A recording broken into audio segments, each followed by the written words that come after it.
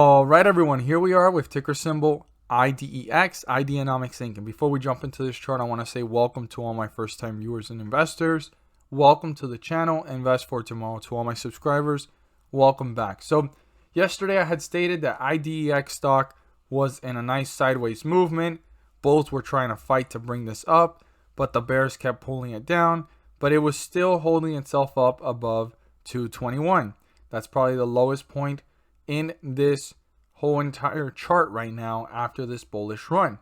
So 221, if that gets broken through, this would start to see newer lows. So it did touch the newer lows, but it's leveled off slightly above 221. It's at 225. So we need to watch this closely. If 221 gets broken through, this will start to end up closer to our next support level, which we're going to look at in just a moment. Let me go ahead and zoom in here so we can get these to the T here and see where our new resistance lies. An important thing here with our resistance is it was touched twice, and our support is the newest low that we've seen since this bullish run and bearish trajectory. So we need to keep that in mind as well. We're currently sitting at 225, below the 50-day moving average in bearish territory. So what's the 50-day moving average? The 50-day moving average is 265. That's what the bulls want to break through. I want every single investor to be aware of that. That is the bulls' true goal. Now, if they get to break through that, their next point of reference would be 283. And that's the first most important resistance level that was touched twice before it falls, right? And before it fell. And that's the point of reference that we want the bulls to go ahead and break through to pull further away into bullish territory. But before getting there, they have a resistance level to break through, and they have the 50-day moving average of 265 to break through. So what is our support? We're currently once again at 225, and our support level is 208.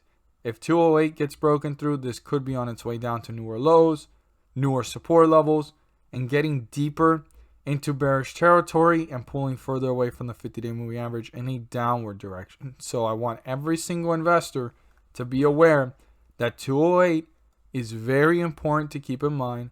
Pay very close attention to how the stock is behaving and how quickly is it moving to newer lows. We're already in bearish territory, and breaking through support just means we're getting deeper into bearish territory. So super important to watch the behavior of the stock. Now, we have the other side of the spectrum, and it's what the bulls want. This is our resistance, 238. But I need every single investor to be aware that if 238 is broken through, it does not signify that the bulls have gained control. The bulls don't gain control until they break through the 50-day moving average and start to work their way up. I need every single investor to be aware of that and pay close attention to how the stock is reacting if it breaks through resistance, because that's the beginning catalyst for the bulls to start to work their way up to their goal, which is breaking through the 50-day moving average and getting back into bullish territory. But 238, we are still in bearish territory. It does not signify or guarantee that the bulls are going to make it back into bullish territory. This is the beginning catalyst and the first step to get to these goals for the bulls. The bulls need to break through 238, turn it into a support, and pull away from it to reach newer highs and newer resistance levels. Just to illustrate it so you guys can see, that's what would happen. They need to turn that into a support, and then on the way up, create other support levels as they break through resistance levels and continue the staircase effect. But right now, the most important point is that first resistance level.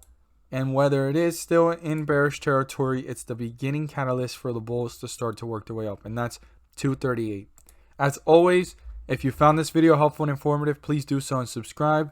Don't forget to click on the bell to turn on all notifications and not miss a single video that I post.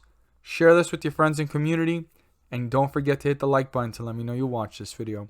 Down below in the description, there's going to be a link. It's actually a link to my website. I've launched it today. It just went live.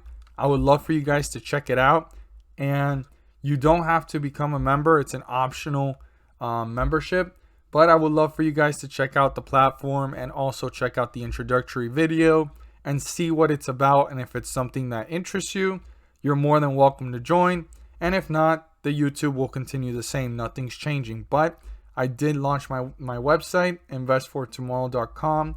Check it out down below in the description. I will post the link there. As always, thank you guys so much for watching, and let's make some money. At the end of this video, there's going to be a pop-up video, and in that video, I will be discussing about the S&P 500 index and how it's been rising several points on scheduled dates. As you see here on the graph, these circles are the dates that the pumps have happened, and I use them as examples to show you guys how much the stocks have risen and the S&P 500 index rose on those dates. And the reason why it's rising is due to the fact that the Federal Reserve is pumping the markets. On these dates, the charts and the dates speak for themselves, as we can see it here, and I break it down into more detail in the video. But just to summarize it, on these dates, the S&P 500 rises, and there's individual ticker symbols rising up with it, anywhere from 30 cents to $3 per share. I know it may not seem like a lot, but per share that does add up, and these individual ticker symbols are giving you back profits. These are profits, and like I always say, profits are profits. Whether it's $1 put into the market and you get back $2, you've put in an initial investment and you got back more than what you started with. That's what it's all about. And also in the video, I go into further detail showing you guys these dates and showing you how much it rose. Like, for example, this was one of the last pump dates, and the lowest point that it reached was down here at 35.11, and the highest point reached was 35.57. That's like a 40-point jump. And here we're seeing the same thing. It went down to 35.88, and it rose up to about, I'd say, let's see, this is all still in the same day.